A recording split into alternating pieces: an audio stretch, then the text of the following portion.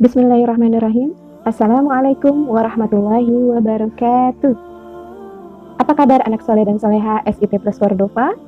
Alhamdulillah, Ustazah harapkan kalian semua dalam keadaan sehat selalu. Nah, di kegiatan taruh kita yang terakhir ini, teman-teman bersama Ustazah Lili. Hari ini, Ustazah akan menceritakan satu kisah. Bagaimana yang kita ketahui bersama, bahwasanya Rasulullah Shallallahu Alaihi Wasallam sangat mencintai dan menyayangi anak yatim. Yuk kita simak cerita berikut ini.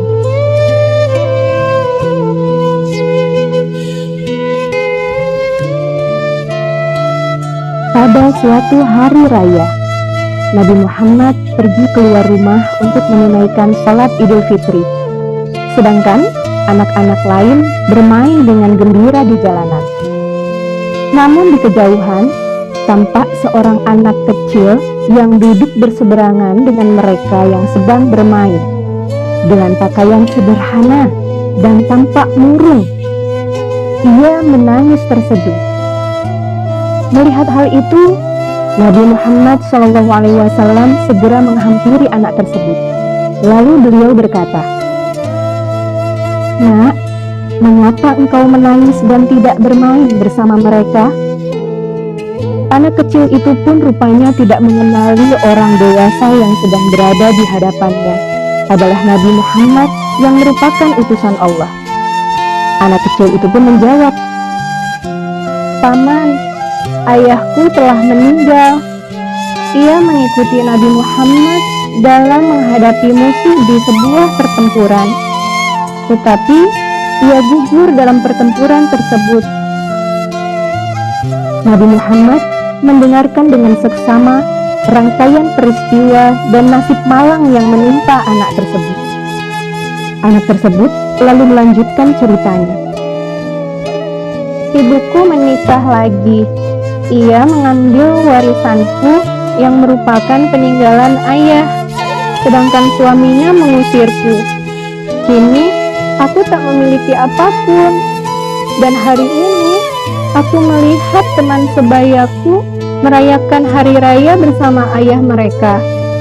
Perasaanku dikuasai oleh kehampaan tanpa ayah, karena itulah aku menangis." Mendengar penjelasan dari anak malang itu, hati Nabi Muhammad runtuh.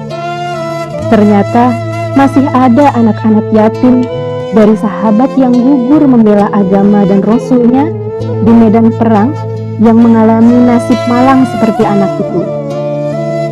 Namun Nabi Muhammad segera menguasai diri. Nabi yang duduk berhadapan dengan anak ini segera menggenggam tangannya.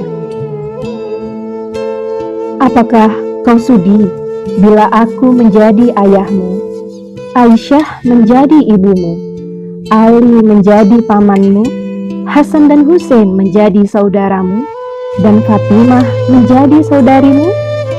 tanya Nabi Muhammad. Mendengar tawaran tersebut, anak itu seketika mengerti bahwa orang yang dihadapannya adalah Nabi Muhammad Sallallahu Alaihi Wasallam. "Kenapa tak sudi, wahai utusan Allah?" jawab anak ini dengan senyum terbuka. Nabi Muhammad kemudian membawa anak angkatnya pulang ke rumah. Di sana, anak ini diberikan pakaian terbaik. Ia dipersilahkan makan hingga kenyang. Penampilannya pun diperhatikan. Lalu diberikan wangi-wangian. Setelah selesai, ia pun keluar dari rumah Nabi Muhammad dengan senyum dan wajah bahagia. Melihat penampilannya yang sudah berbeda, para sahabatnya yang semula bermain bersama mulai bertanya, "Sebelum ini kau menangis, tapi kini kau tampak sangat bahagia." "Benar sahabatku, tadinya aku lapar, tetapi lihatlah, sekarang tidak lagi, aku sudah kenyang. Dulunya aku memang tak berpakaian bagus, tetapi kini lihatlah, sekarang aku memakai pakaian bagus. Dulu memang aku ini yatim, namun kini aku memiliki keluarga yang sangat perhatian. Nabi Muhammad ayahku Aisyah ibuku, Ali pamanku, Hasan Husin saudaraku, dan Fatimah saudariku. Bagaimana aku tak bahagia, temanku? Mendengar cerita sahabatnya, mereka tampak menginginkan nasib serupa. Sampai satu dari mereka berkata, "Coba saja ayah kita juga gugur dalam peperangan itu. Hingga kita juga diangkat sebagai anak oleh Nabi Muhammad." Lalu waktu terus berjalan, usia semakin bertambah. Kebahagiaan anak ini pun lenyap ketika selang beberapa tahun setelah itu Nabi Muhammad SAW meninggal dunia. Meratapi kepergian ayah angkatnya yang paling mulia, ia keluar rumah dengan bersedih. Sungguh menyedihkan. Kini aku kembali terasing. Aku bukan siapa-siapa lagi. Aku kini menjadi yatim dan kesepian, katanya sambil menangis sedih. Sayyidina Abu Bakar Asy-Siddiq yang menyaksikan anak ini segera memeluknya. Sayyidina Abu Bakar kemudian mengambil alih pengasuhannya. Wallahu a'lam bishawab. Semoga kisah ini dapat mempertebal keimanan kita dan semakin percaya terhadap kebesaran dan kuasa Allah Subhanahu wa Ta'ala.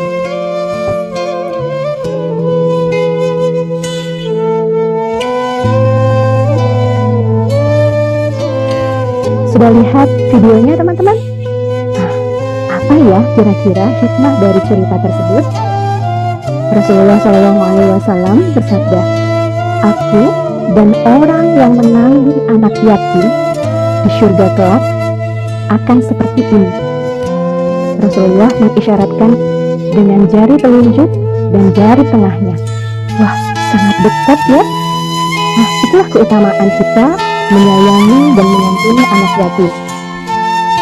Di bulan Ramadan yang mulia ini adalah salah satu waktu yang bisa memberikan kesempatan kepada kita untuk berbuat baik kepada anak yatim.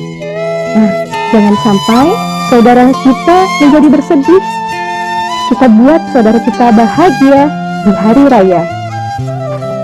Di akhir ini, Ustazah Lili bersama seluruh sivitas akademika SIP Plus Cordova mengucapkan mohon maaf lahir dan batin.